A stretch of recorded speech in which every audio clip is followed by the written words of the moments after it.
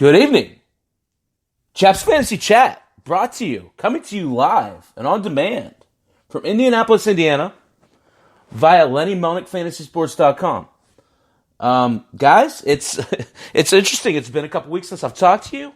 I am now full-fledged into baseball preview, and I couldn't be more excited about it. So, it's interesting because it's really early on in the off season. Winter meetings have happened. Some strokes have been applied to the canvas, and that's affected some things, right? So tonight, that's what we're gonna do. We're gonna kind of bring some of these things into focus. We're gonna talk about some of the teams that I feel have benefited the most from some of the offseason moves that they made. And we're going to talk about some questions that have yet to be answered, and then of course, I listen to everybody on this great network that we have. If you're just happening onto my show, or if you're a veteran of this network, Lenny Melnick Fantasy Sports is where you go to get your fantasy baseball information. I'm very blessed to have great colleagues and friends support me in this chat room. By the way, there is a chat room. If you're just listening to me, if you go to that site and you sign up, I guess you don't even have to sign up anymore. I see right now there's Guest Blanche is in the chat room. I'm wondering where Sophia and Dorothy and the rest of the Gold Girls are. But I joke, I kid. Everyone's welcome. Questions, this is meant to be interactive. But I'm going to give you my take on what's going on so far in the off season, and I'll be happy to answer any questions that you have as we go along. Again, I'm Chappy. This is Chaps Fantasy Chat. You can find me on Tuesdays or Thursdays, usually on Tuesdays during baseball season, but I've taken on this Thursday thing for football season, and now here I am still on Thursday, but that will probably be shifting back. Anyway, I love to talk about baseball. I'll talk about baseball pretty much anytime you guys want to talk. But let's get into the content, because there is still good content, even though it's relatively quiet, right? So again, what we're looking for now, and Lenny says this all the time, we're looking for areas where there's increased opportunity for players to profit, right, or to improve. So we're going to go through, and I'm going to bring up a couple of scenarios that I think are pretty interesting for this coming year. I talked a little bit last time about my first team here. Everybody that knows me knows I'm a Cubs fan.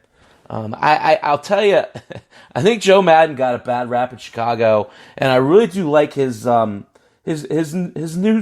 change of environment, if you will, as he goes out to L.A., the lesser of the L.A.s, if you will, to the Angels, and he gets this new lease on life, right? So I think it's interesting, even in his own city. West Coast teams in general don't get a whole lot of public publicity, right?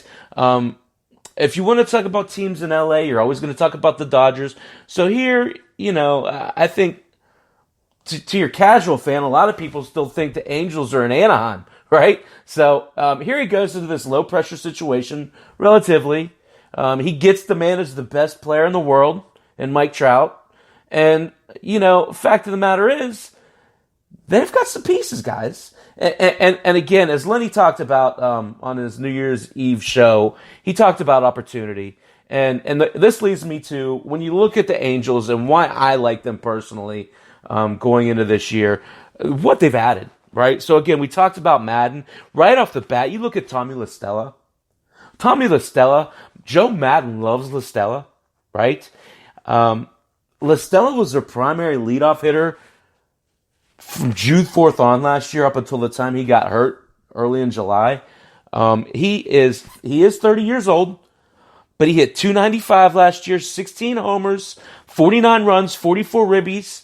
All of these were career highs, right? Plus, he's going to get plenty of opportunity, there's that word, hitting directly in front of Mike Trout. Okay? The other piece of that puzzle is who's behind Mike Trout. I'm not going to sit here and tell you Mike Trout's good. I think we all know that, right? But let's talk about Rendon and his addition to this lineup. I think it's really important to take note, Anthony Rendon. A lot of these teams that move, first off, sorry, I'm going to pause. Can you guys hear me? Please let me know you can hear me in the chat room. I see Lenny's in there.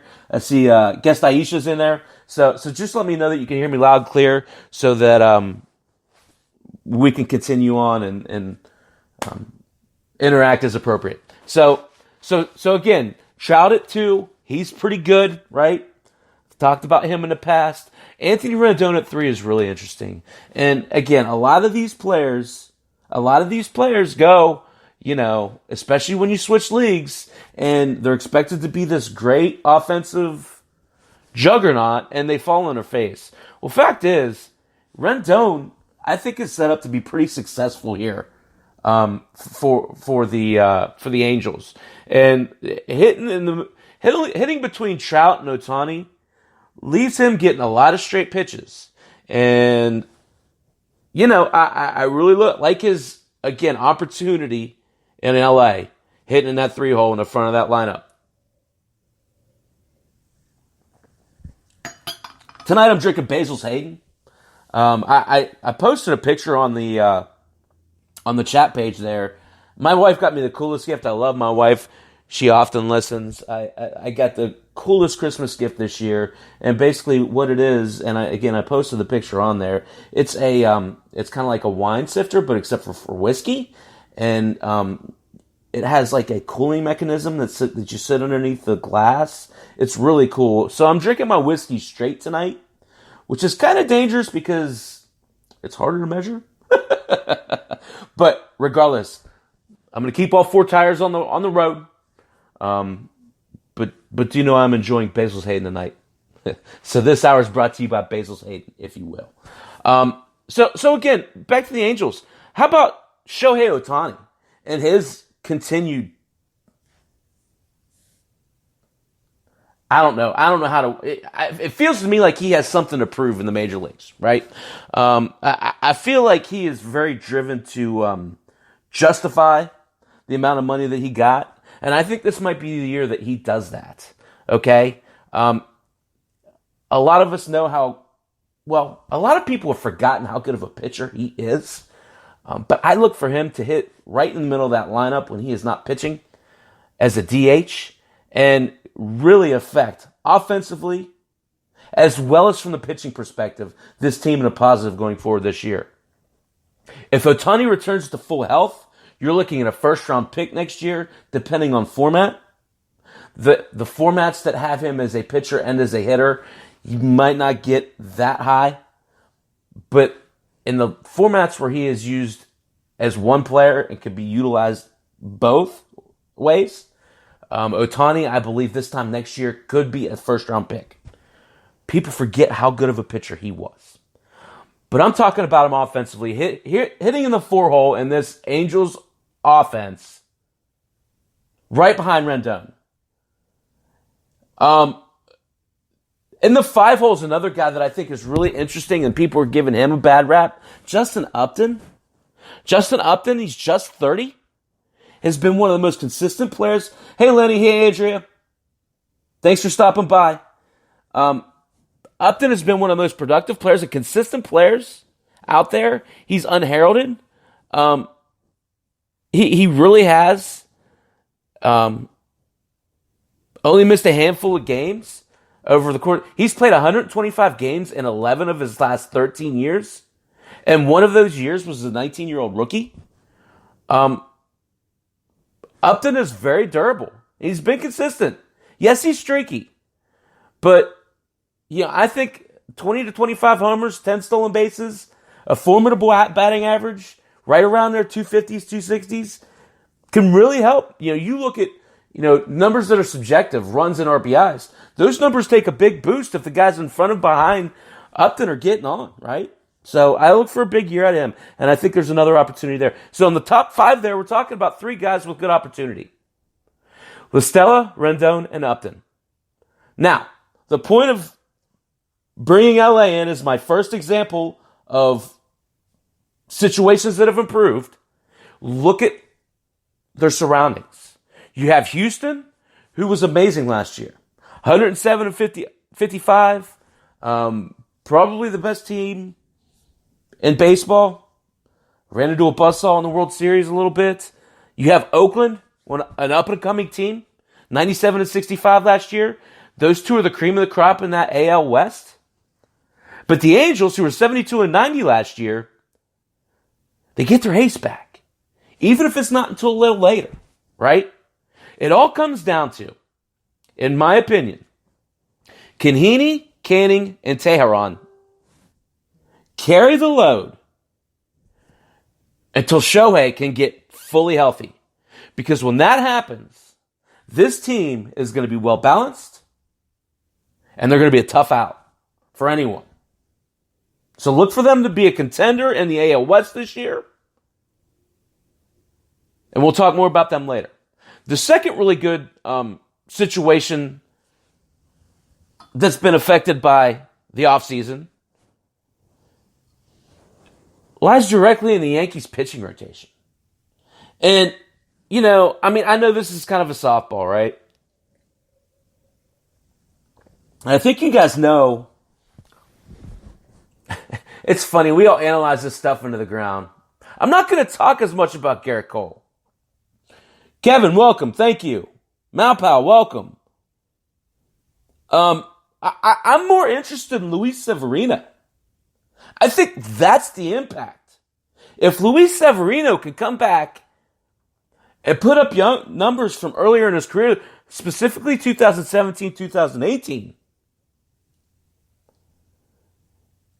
he then becomes Garrett Cole's New York version of Justin Verlander, right? He takes the pressure off of Garrett Cole in a new environment.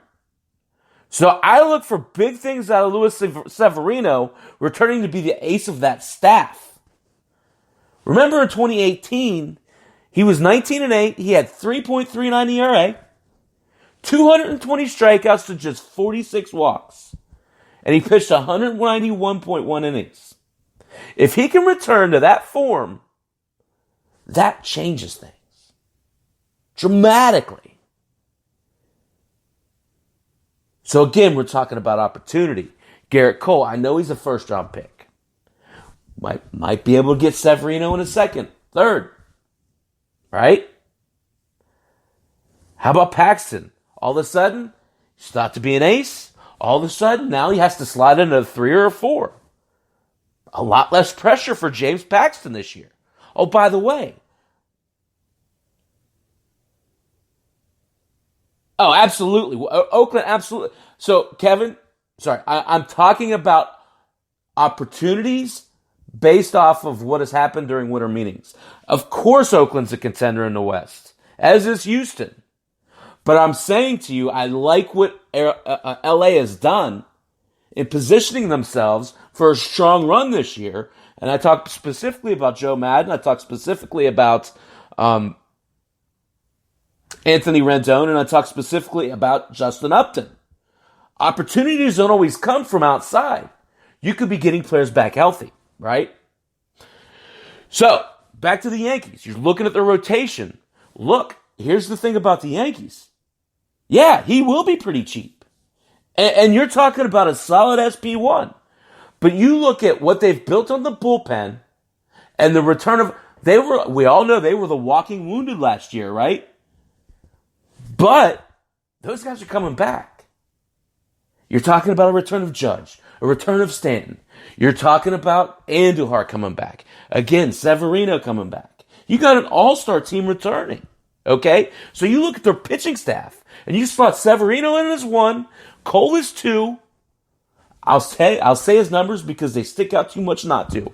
20-5 last year, 2.50 ERA, 326 strikeouts to just 48 walks. 212 innings pitched. He had Verlander taking a lot of the heat off of him in Houston.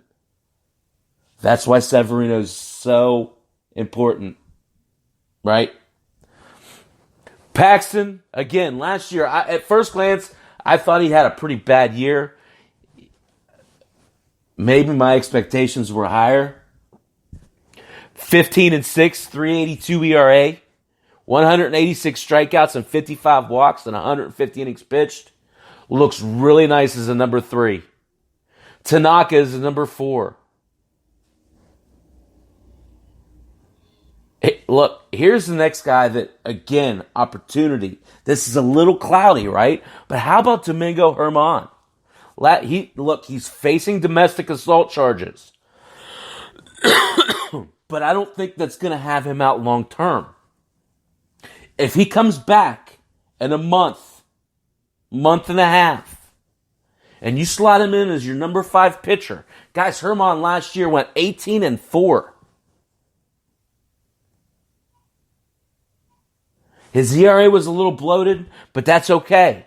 He had a 4.03 ERA, 153 Ks, and 143 innings pitched. You want these guys with over a 9 Ks per 9. That's kind of your baseline, right? They just announced it, Kevin. Thank you. 81 games. That's a little steeper, right? I don't know if he'll appeal that or not. It's probably not a good look if he does, right?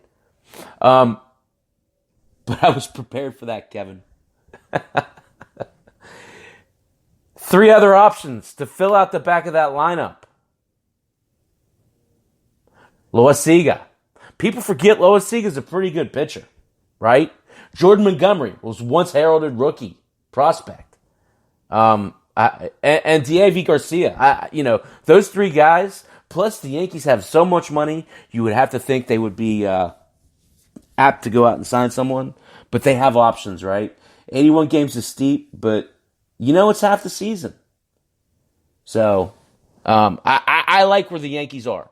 I think you look at their bullpen, and again, like I said, getting the likes of Judge and Stanton, Andujar back makes them one hell of a lot better team than they were last year. And last year they were pretty darn good, right?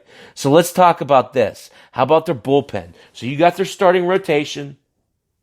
When you only have to go 5 innings and you have guys that are capable of going 9, it really makes things a lot easier, right? So you're talking about Aroldis Chapman makes it an 8-inning game, right? 3-2, 2.21 ERA last year. He had 37 saves, 85 strikeouts to 25 walks, 57 innings pitched. Lights out, right? Setup. Ottavino was absolutely great last year.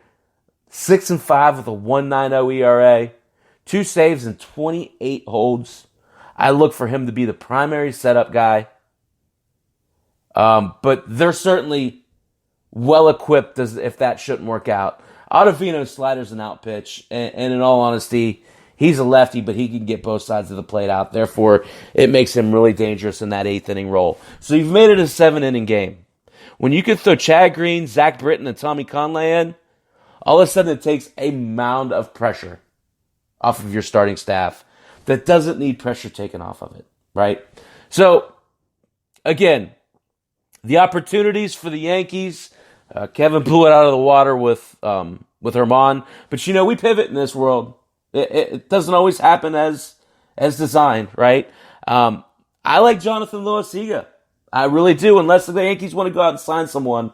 This kid is equipped to take this job over. I was really coming at it from Luis Severino perspective, and I anticipate to target him in a lot of leagues, especially, I'm in a lot of dynasty leagues, and we'll talk about that a little bit later. But if I'm in redraft leagues, Severino could really be a top 3 or 4 pitcher and won't be drafted as such. So good opportunity there. Okay.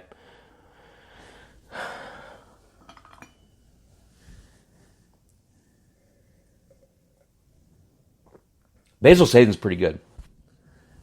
It's not Rowan's Creek good, but it's pretty good. The difference, again, is the no ice. So it's really, really still pretty strong. Which is good. So, the third opportunity, the third positive that I want to talk about here from winter meetings, and this is a no-brainer. White Sox Al was on here a little bit earlier. I am going to talk, yes, about being a Cubs fan. It hurts me to talk about the White Sox. But I think it's appropriate here, right?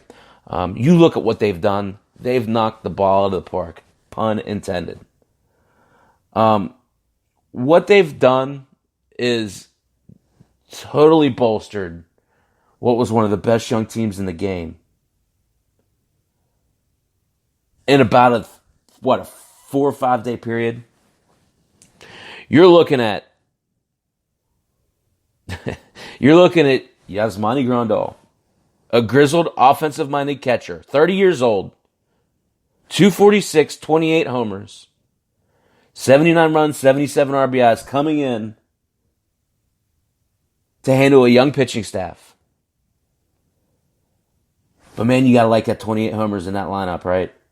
You gotta love that opportunity again. Now I will caution you. I cautioned folks last year, the JT Real Muto thing. Don't overdraft Yasmani Grandal because he will get overdrafted. But I don't think Real Muto happens to Grandal. I don't think he falls short this year. He's had enough changes of scenery. He's an established player. But I think 28 homers might be a little much with the youth and inexperience that he's going to deal with defensively. The Shy Sox absolutely still need pitching. But they've got those guys that we'll talk about a little bit later, Malpal. They've got those guys that are kind of grinders, right? The guys that can fill in innings. And I'll say this, I don't know that the White Sox are done. And they've got help coming from the system later on in the year. I get ahead of myself. Let's talk about them offensively first, though, okay? I did see that they extended Luis Robert. Talk about him, too. That's a good move. That means he can play, right? That means they'll bring him up earlier. That means he doesn't have to fight Super 2. That's the significance of that, right? But let's talk about this lineup. How about Jose Abreu at first base? We talked about Grandal catching. Jose Abreu at first base, 32, hit 284 with 33 homers last year, 123 RBIs. Okay? We're talking about cores here. We're talking about how you're going to... Yeah, absolutely, Lenny. Absolutely. Lenny's saying many offseason headliners get overdrafted. It's because it's new and fresh, right? I like Grandal, but I'll take others in front of him. I'm a big believer in those novelty positions to let value fall to you because everyone's going to go out and they're going to get the top catch. Oh, I'm going to get catcher and take care of it. Well, that's not how that shit works, right? Again, Real Muto last year. So I'll wait and I'll let value fall to me. But let's get back to the White Sox because there's a lot to talk about here. There's a lot of potential and talent here, right? Okay, Abreu at first, 32 years old, 33 homers last year. Danny Mendick at second. I love that name. I know that sounds weird.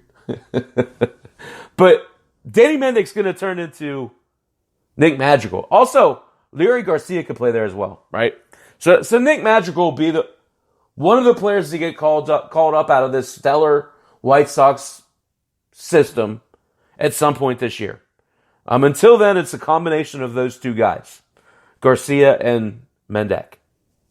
At shortstop, man, you had to love the guy that he had. You had to love the year that Tim Anderson had. He's 26 years old. 335 last year. 18 homers. 81 runs.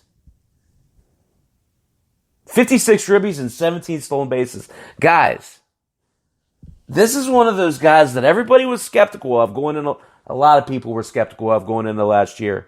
He kicked the door down, right? Now, he tailed off a little bit in the second half. But at 335, he didn't tail off a whole lot, right? Again, he's just 26 years old. Look for him to hit up at the top of that lineup. And he's supplanted as a key piece to that young core in Chicago's South Side. Third base. Boy, this guy had a breakout. Yohei Moncada. 315 last year, 25 homers, 83 runs, 79 ribbies, and 10 stolen bases. Again, 24 years old. Should hit right in the meat of that lineup. Should see plenty of pitches and will be one of the biggest beneficiaries from guys like Edwin Encarnacion, Nomar Mazara, Eloy Jimenez. These guys will give Moncada plenty of pitches to see. Okay? At 24 years old, we have not seen his ceiling yet.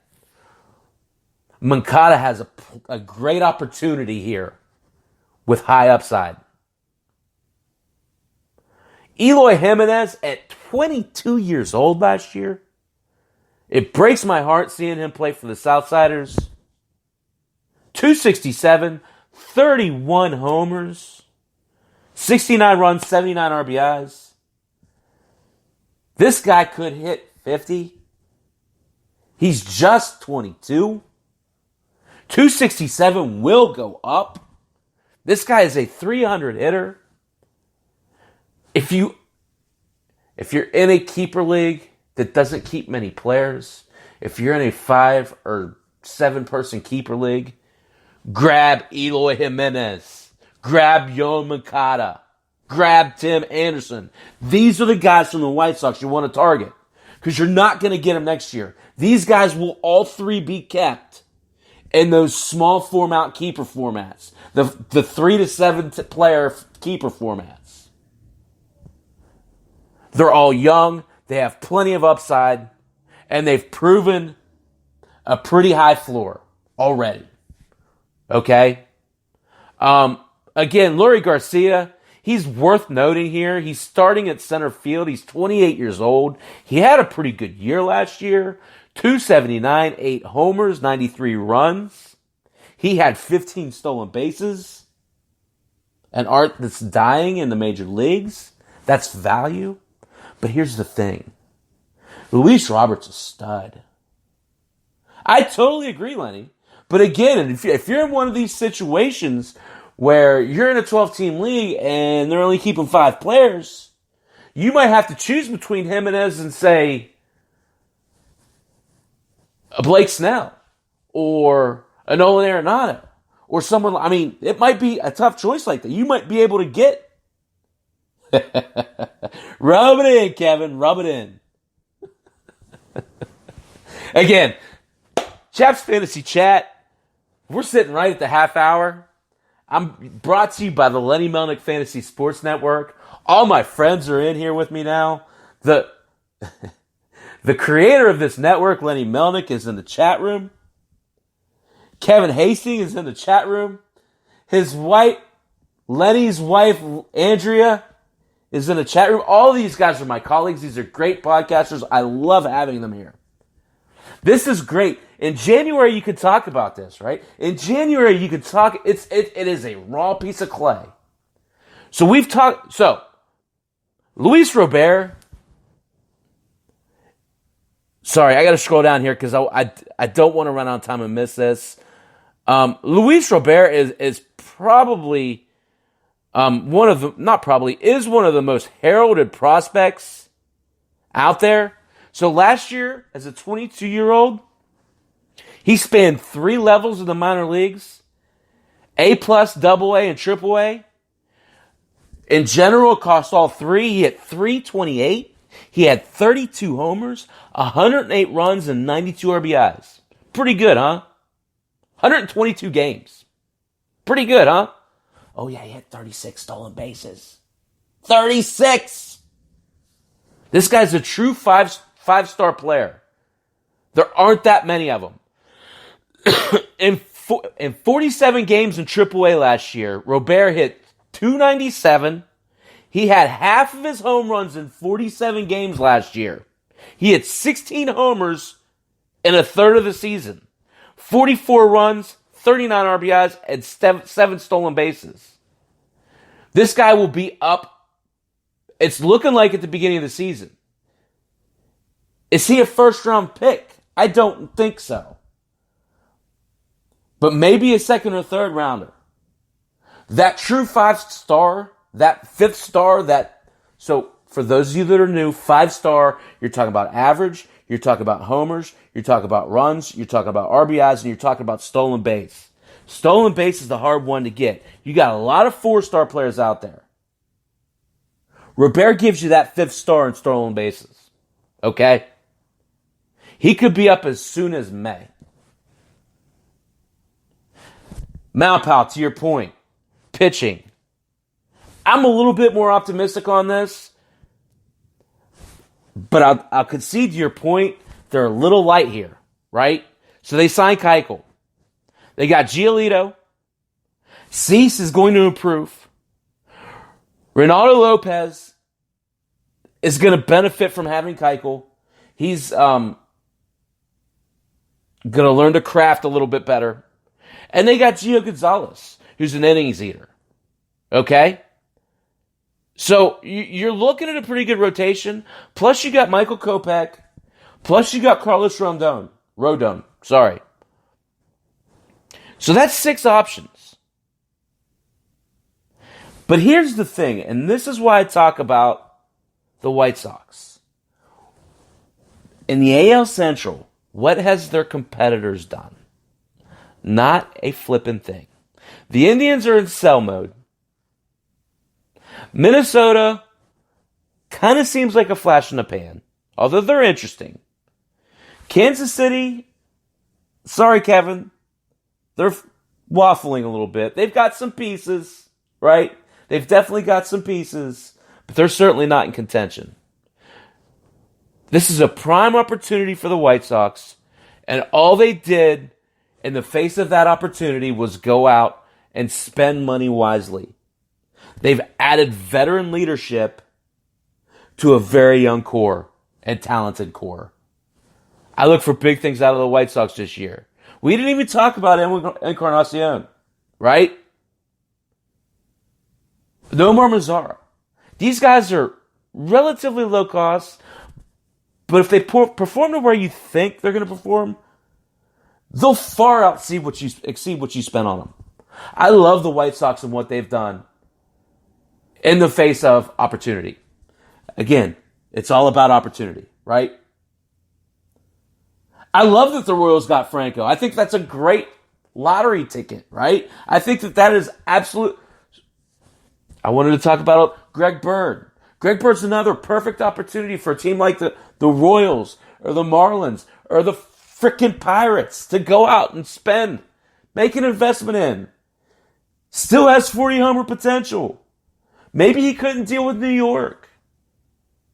Worst case scenario, you're taking a flyer on a guy with a ton of potential, right? Chance Adams is a great pick. Great. I love both of those. The Royals are doing it right. The Royals are doing what I wish the Pirates would do. They're going out and taking strategic chances on players with high upside at a low price. That's how a mid-market team should operate.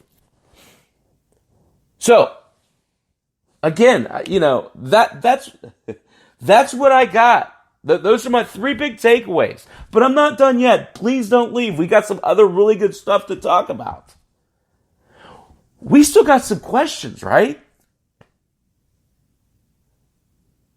Again, where does Greg Bird sign? I know he seems like a throwaway. He might be a throwaway. Someone's going to sign him. Someone's going to give him an opportunity. How about playing time in Cincinnati? Let's talk about that.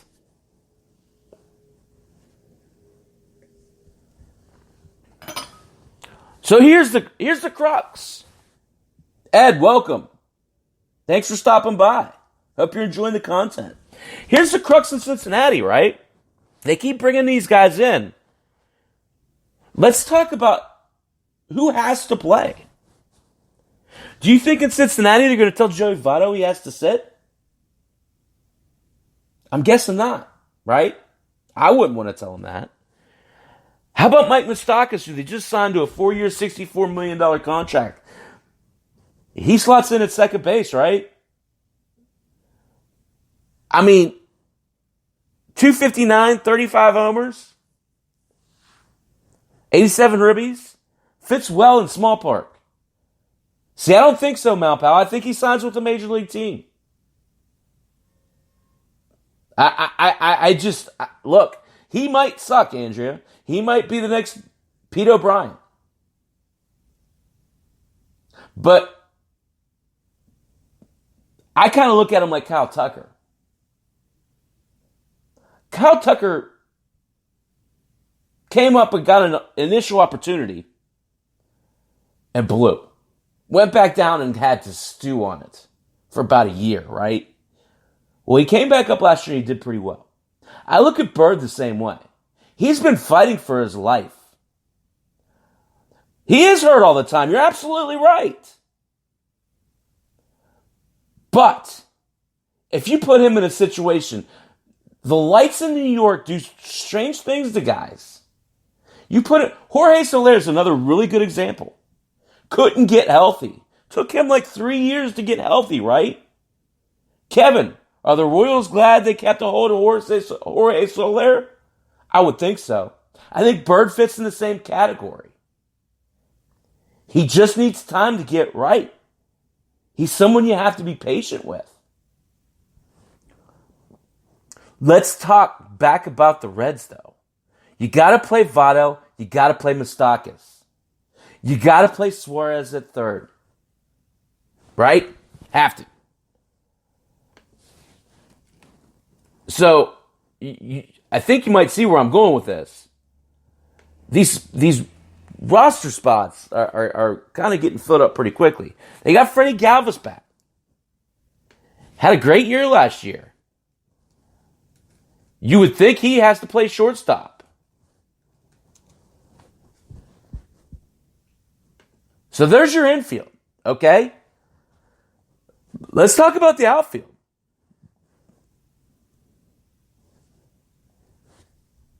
You got Shogo Akiyama, just got signed, 31 years old. 3-year, $20 million contract. He's a career 301 hitter, 116 career homers, and 112 stolen bases. Have to find a place to play him. Center field looks most likely. Jesse Winker, you think you have to find a spot for. Led off a lot of the year last year. One of the Reds' prime prospects. Figure you have to find a place for him. Nick Senzel, another guy, highly rated prospect. Played a lot of center field last year. But the Shogo signing really puts a crimp on Senzel's style. It really kind of squeezes him. And then, of course, you have guys like Travis Jankowski, Josh Van Meter, and Aristides Aquino. So there's a real competition in Cincinnati for playing time. I'll be interested to see how it turns out. But you sure do think Shogo's going to play, Moustakas is going to play, and you would think that Senzel is going to play. The rest of it, I don't know. I'll tell you, I agree with you, Malpal. I think that they do need to go get a bullpen arm. I love Amir Garrett this year, though. I think he is unsung. I think that this is the year where he really takes another step forward. He did that last year, right?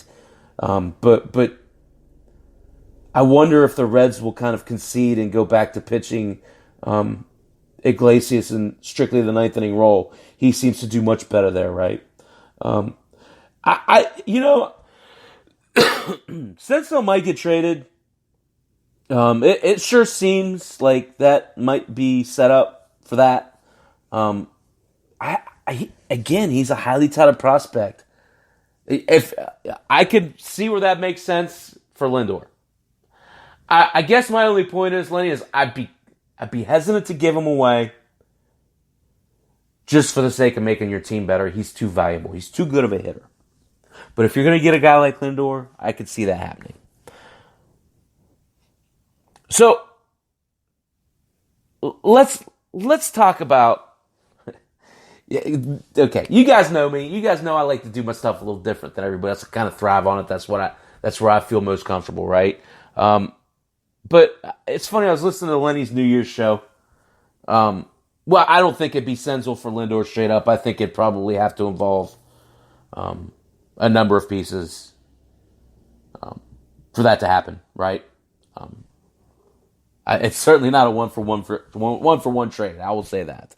But so listen to Lenny on New Year's Eve. He's talking about thoughts on dynasties of the 20s, and I kind of wanted to give my 2 cents on that because I really do spend a lot of time in dynasty mode. That's kind of how I like to build my teams. I'm in a lot of dynasty leagues, so I kind of think that way, right? So, summation of Lenny's take from Monday. San Diego, team of the decade. This is what Lenny said. Lenny, correct me if I'm wrong. I did jot it down after the fact, so I don't want to misquote you. Team of the decade, San Diego. I could get on board with that. He said Toronto to challenge New York and the Red Sox in the East. Definitely get on board with that. He said that Eloy will be a top 3 player, which he just said. I totally am on board with that. He said Houston will get annihilated due to the pitch tipping scandal. I could see that, although there's still a lot of talent in Houston. It depends on what the punishment would be. Houston's still looking pretty good. Although their pitching staff has aged with the loss of Cole and the addition of Greinke, it's kind of pivoted to the back end of the age pendulum, right? And then he said, and I love this. So this is the point of this whole spiel here. Oakland. He said Sean Manaea is a breakout pitcher. He'll be an all-star pitcher in this decade. I love that comment. Lenny, I love that comment. And did I represent what you said accurately? First and foremost. I don't want to misrepresent it. So my take on some of this stuff, and also I want to prognosticate on surprise team of the decade is the A's. Okay. Other than that, we're good, right? Oh, sorry, that was Malpal. So I want to give my version. I like to look forward, and how I like to look forward is I like to look at these farm systems. I look at it a little bit differently because when you look at the farm system, you kind of have to take into account. Young talent on the major league level, coupled with farm system, because a lot of times people overlook the young talent on the major league level because they've graduated. I'm giving my air quotes. They've graduated. Well, look, when you're talking about some of these guys, Ozzie Albies is 22 years old. Ronald Acuna is 23 years old. Yeah, they're in the major leagues. We're talking about a lot of these prospects that are a hell of a lot older than 22 and 23 years old. How is that different? I just don't see it. So that's kind of like the only thing that I kind of differentiate, okay? So with that said, let's look at my top 5 farm systems and why I think that they're set up really well for being the team of the 20s, if you will. I want to start. Who said it? I want to start at the beginning. The team that I think really impresses me the most of all of these teams are the Braves. The Braves strike me as a team that's well run. They draft well. They develop their players well. They're well rounded. They've got position players. They've got outfielders. They've got infielders. They've got pitchers. They've got starters. They've got relievers. It's just a really well rounded team. Okay, and again, I work with great people. It's very well documented what's going on with the Major League team. I do want to incorporate it. I'm going to talk about the 2025 projected starting lineup, right? I know that's really speculative because free agent stuff happens, but I think it's fun to do. Let's talk first about these prospects, okay? Christian Pache, 21 years old, Double-A and Triple-A last year. This guy is set up to make an impact this year, again at 21 years old. Profiles as a center fielder. 277, 12 homers, 8 stolen bases last year. Red flag goes up. He got caught stealing 11 times. But as a 21-year-old playing in AAA, you have to imagine that maybe there's some learning curve still going on there, right? Again, Pache profiles as a center fielder. So does Drew Waters. Really, the Braves have a pair of really good center fielders that are one step away from the major leagues. It really is good trade bait. And again, Waters was double A and triple A as well last year. 21, hit 309 last year. 7 homers and 16 stolen bases, a little bit more speed maybe. But also a very good defensive center fielder. He shot up. Pache was the guy who was the established prospect. Waters is the guy that caught fire. Right? I really like both of these guys, and I wouldn't be surprised if one of these guys gets flipped for an area where they might need help. Right?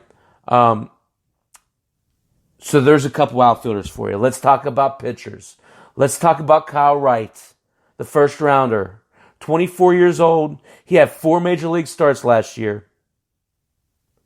But his minor league stats, 11-4, 4.17 ERA, 116 Ks to 35 walks, and 112 innings pitched.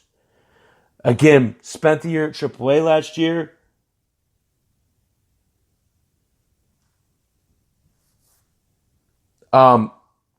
Should see a lot of... He should be in line to get a good opportunity for the Braves Major League Club this year. Another guy that's Major League ready, Kyle Muller.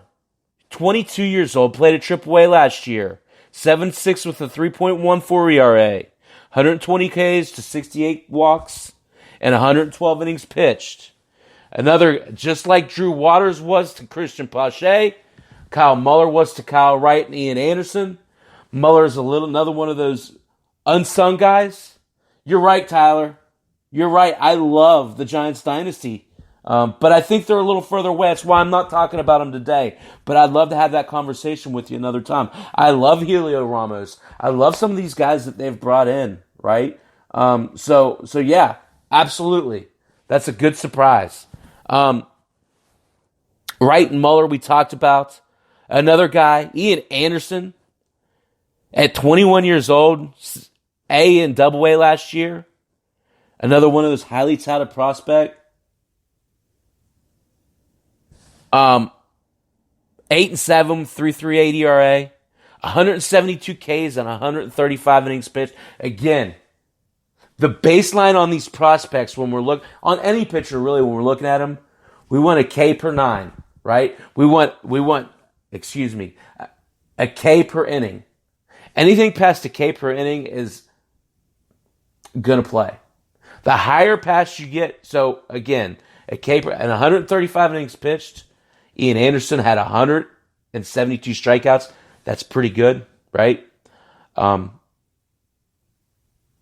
So we talked about pitching. We talked about outfielders. Let's talk about the catchers. You know, the catchers are kind of unsung here in Atlanta. So Wilson Contreras' little brother plays for the Braves. He's also a catcher. William Contreras, 22 years old. As a Cubs fan, I'm quite familiar with this guy. He played at high A and double A last year. He hit 255 with 6 homers, 50 runs and 39 RBIs. But this guy has a high ceiling. This guy profiles a lot like his brother does. Okay? But the Braves complicated things. And I love this next guy. For those of you guys that watch college baseball, you know that Shea Langoliers, at 22 years old, poses a threat to William Contreras. This guy is very Otley Rutschman-like. And if you're in a little bit deeper dynasty, Shea Langoliers is a steal here. Because this time next year, he might be a top 50 prospect. He's that talented. People just aren't that familiar with that name yet. But Shea Langoliers' profile is very similar to Otley Rutschman. Okay? Now, let's tie this all in.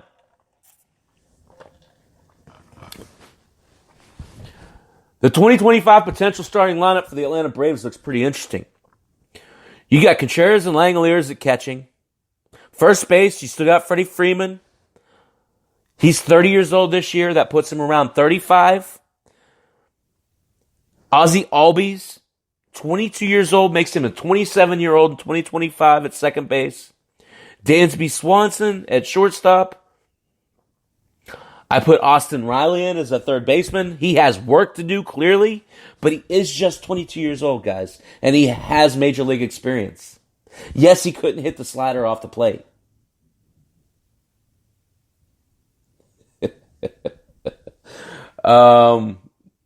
Rot. I am rotting. What am I thinking? Is that what that is? Too much, Lenny. Too much. The outfield, though, that's the moneymaker for the Braves. Ronald Acuna, again, I talked about him last time. The number one overall dynasty pick, in my opinion, at 23 years old. Just the bedrock of that team and really the face of Major League Baseball. Center field, you got Pache or Waters.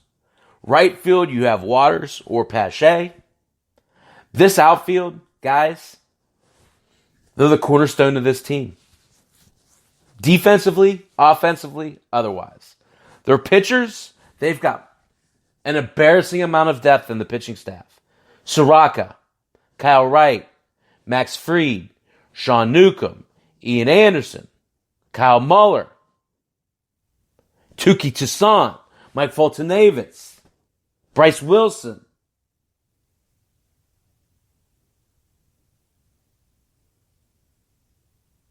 I get it now. Rot Tyler. Awesome. Great. It's good having you, Tyler. I appreciate it. I appreciate you stopping by. So really, the Braves to me right now are setting up as the team of the decade. They just have so much depth that they can do what they want to do. A few more teams that I want to talk about. And yes, Malpal, I am going to talk about the Padres. I first want to talk about the Blue Jays. The Blue Jays, those of you guys know me, know I'm a little bit unconventional about my Blue Jays fandom. Most people, most dynasty folk that chase prospects came up loving Vladimir Guerrero, talking all about Vladimir Guerrero. Those are everybody in this chat room, for the most part, that have known me for some time. Those I've very, very much been on the Bo Bichette bandwagon. I feel about Bo Bichette the same way that Lenny feels about Eloy Jimenez. I feel that Bo Bichette this time next year will be a first-round pick. He's 21 years old. Last year in 46 games in the majors, he had .311. He had 11 homers in 46 games. 32 runs, 21 ribs, and 4 stolen bases.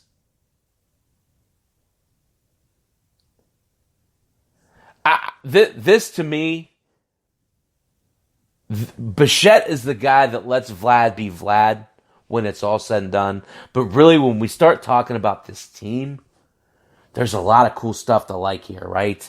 Vlad Guerrero at 20 years old last year, 272, 15 homers, 69 RBIs. Gotta love that. Lourdes Gurriel, 25, hit 277 last year. Guys, think about this.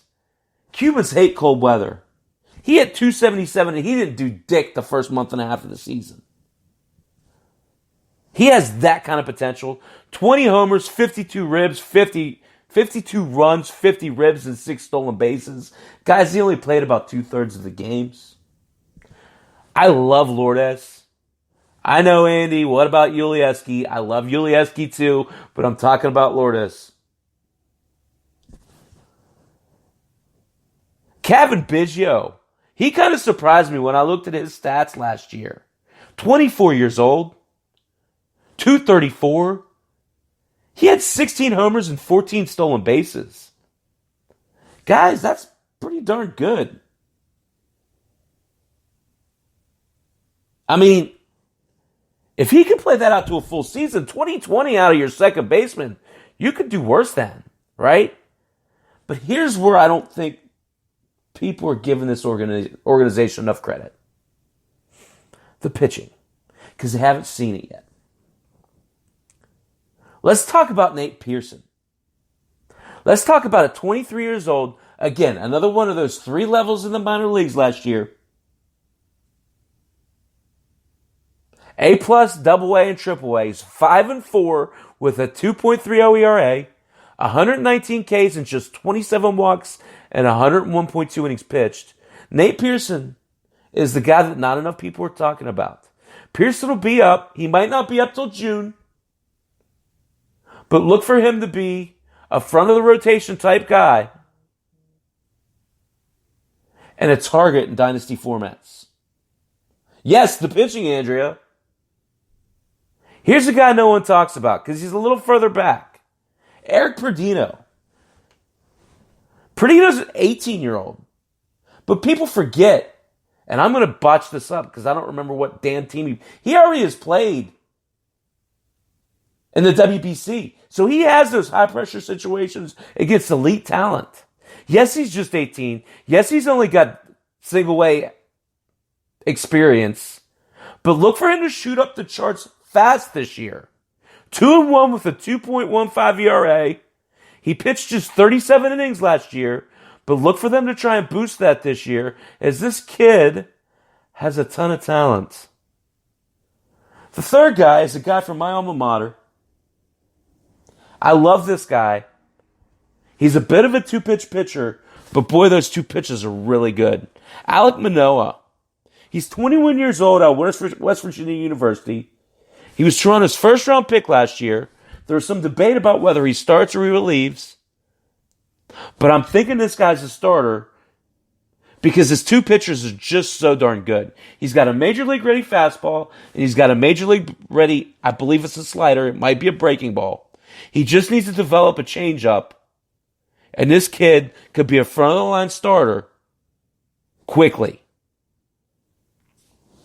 So let's look at the potential lineup. And again, a lot of this is subjective because some of the outfield, I'm not going to sit there and project to you that Randall Grichuk's going to be the right fielder and Leody Taveras is going to be the center fielder. I'm not that. That's not what I do, right? But fact of the matter is, if you look at what they do have, there's a good core here, okay? Danny Jensen, we didn't talk about. He started off slowly last year. But Roy, he really came on second half of the season. And again, you have to think about a rookie catcher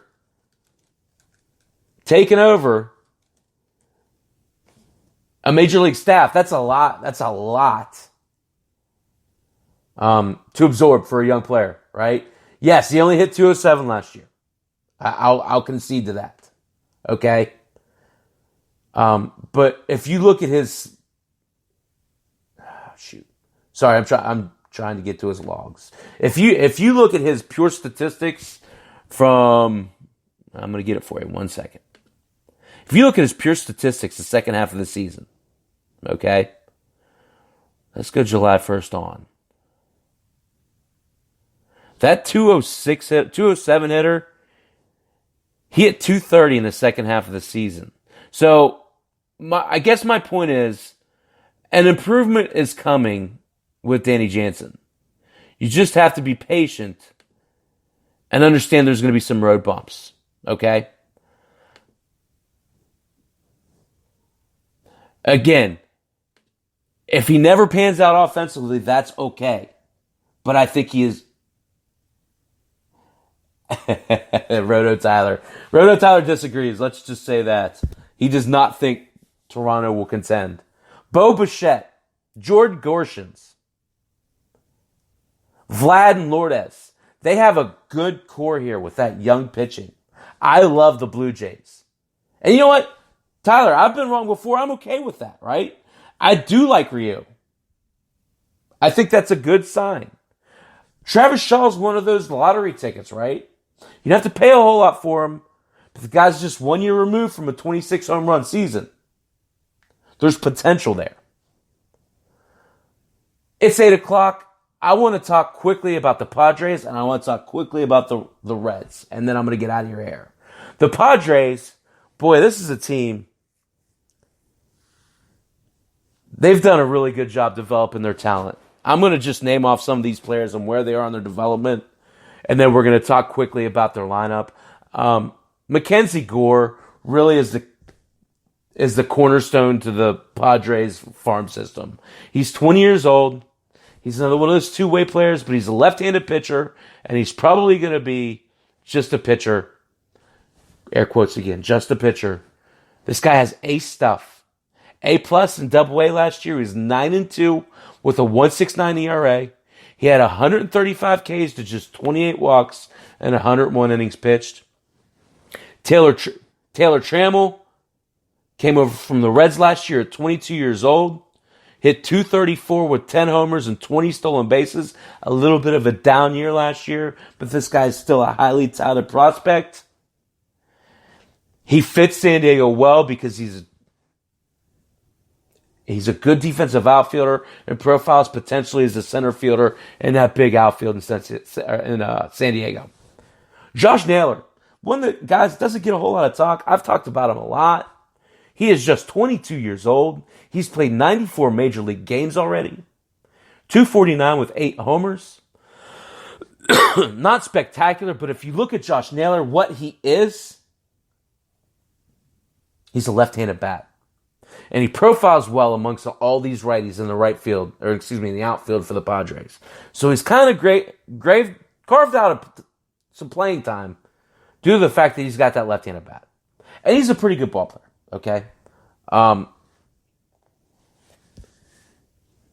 Luis Patino, 19 years old, A+ in Double-A.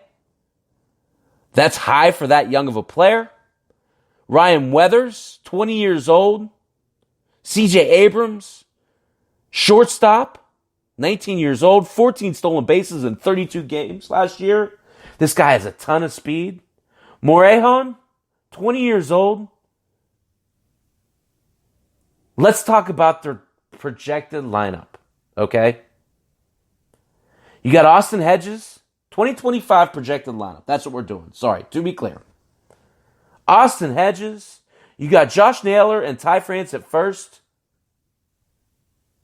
You got Jerks and Profar. Fernando Tatis is just a stud. Not going to talk about him today, but we will talk about him in the future. He is just that good. Manny Machado. How about Tommy Pham, Malpal? I think that's a good sign for San Diego. And fact of the matter is, he's been a little inconsistent, but I'll tell you, he's shown flashes of being a really good player. Again, we're just talking about our core here. Gore, yeah, I think that's the elite as well. I totally agree. For a kid that's 19 years old to be pitching in Double-A and Luis Patino says a lot, right? He's probably the youngest player in Double-A. So quickly, I'm going to give you guys about 5 more minutes. Maybe 10. Cincinnati Reds. And again, going back to this, right? Grisham was a good ad. I totally agree. I want to take this moment. I want to make sure you guys understand the point of me talking about the Reds. Yes, they've got a lot of other talent. This is a guy in dynasty format that is available in most leagues. He will not be this time next year. Nick Lodolo, first-round pick. I've talked about him before, but I think it's important to emphasize as we're preparing for our dynasty drafts. Please take note of 21-year-old Nick Lodolo. He was 0-1 with a 2.57 ERA last year. He pitched just 18 innings. But he struck out 30 batters and walked nobody in those 18 innings. 30-0. He was so good that they moved him up after just one start at rookie ball. Nick Lodolo's a cerebral player. Nick Lodolo gets to absorb a lot of the things that he already values. the metrics, the analytics from Trevor Bauer. Nick Lodola's got the potential to be a top 10 prospect in a very short amount of time. Please take note of this guy.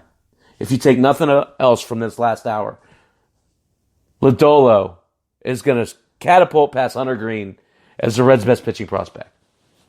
Also in the Red system, again, Senzel, Hunter Green, Tony Santillan. Jonathan India is an interesting one. 23 years old, A-plus AA, 11 homers and 11 stolen bases last year. Aristides Aquino, 25 years old. Everybody remembers him from the last year at the end of the year. But here's something I want you to buyer beware with this guy. August 1st to August 31st, he had 327 with 14 homers in 27 games. His second month, August 31st to September 29th, he had 192 with just 5 home runs. Buyer beware. This kid does have a lot of potential, but he could get squeezed in Cincinnati. Guys, you've listened to this last hour to Chappy. I come to you on Thursday nights, Tuesday nights during season with my buddy Arnie. I'm brought to you by the Lenny Melnick Fantasy Sports Network. I love doing this. If you guys have questions, hit me up offline. Hit me up on Facebook. I love talking about this stuff. I want to get into lists. I want to start honing down on who we value more than others. We'll start doing that very soon. But I think it's important to look forward to some of these guys early on here, right? So I appreciate you guys spending this last hour with me. Chef's Fantasy Chat on the Lenny Melnick Fantasy Sports Network. If you can, get on the website, sign up for the interactive IM chat. It's really great. Got a lot of great podcasters and personalities here with me.